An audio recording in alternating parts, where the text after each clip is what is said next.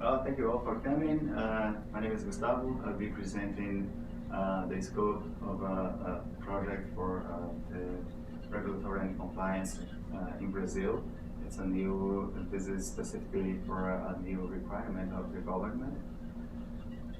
So we're talking here about project 233759, which has a very lengthy name. So let's only call it the Manifest project.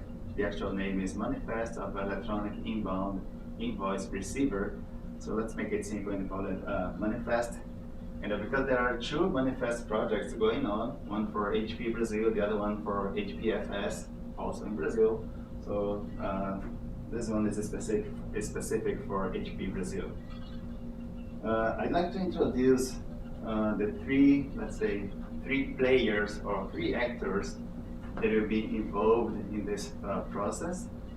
And I will show the process flow, and during the process flow we will introduce the scope of this project and how we're going to try to address these issues.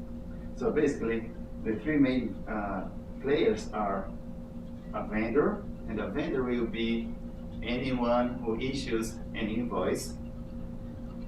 We'll have a buyer, which in our case will always be HP. And we have a government treasury agency, which in this case it's called CEFAS. These are the three entities involved in this flow. And this flow will happen every time that we have to receive an inbound invoice to HP. That could be a returning of material or any purchase that we make. Anything that we are receiving is involved in this, is impacted by this new legislation. So the flow today it is, before a vendor can issue an invoice to HP, they have to request, first step is to request an approval to CEFAS. They send an electronic message saying, hey, I am the vendor, HP is the buyer, and I'm selling these products with these taxes. And the CEFAS will validate all that information and send an approval on step number 2, send an approval back to the vendor and say, hey, yeah, you can go ahead with this transaction. Only then the vendor can go ahead and issue on step number 3 an electronic invoice.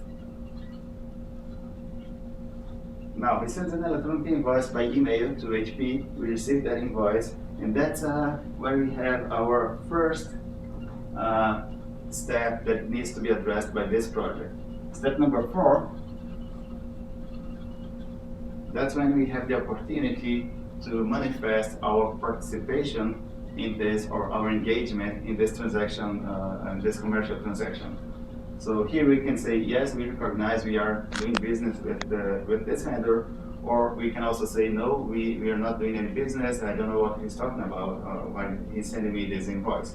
So, but this is not mandatory, so that's why you have a dotted line here at the government. Now, step number 5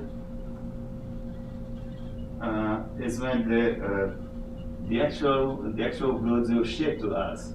So that's when we have the truck, the delivery truck, bringing our goods, and when we receive the goods, that's the second part of this project. That is, this is a mandatory step, and that's when you have to manifest to CEFAS that we did receive the goods and that the transaction has completed. So basically the scope of the project is to introduce steps number 4 and number 6.